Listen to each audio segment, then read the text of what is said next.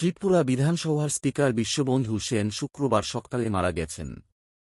দীর্ঘ অসুস্থতার কারণে তিনি গত কয়েক মাস ধরে বেঙ্গালুরুর একটি বেসরকারি হাসপাতালে চিকিৎসাধীন ছিলেন।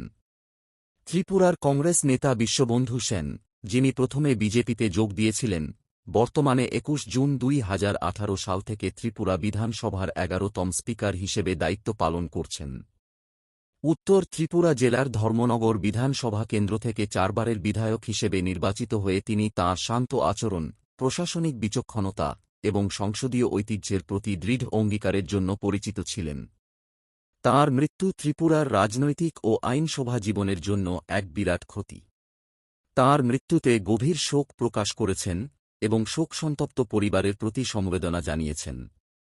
সোশ্যাল মিডিয়ায় শেয়ার করা এক বার্তায় মুখ্যমন্ত্রী সেনের মৃত্যুকে ত্রিপুরার জনগণের জন্য অপূরণীয় ক্ষতি বলে বর্ণনা করেছেন।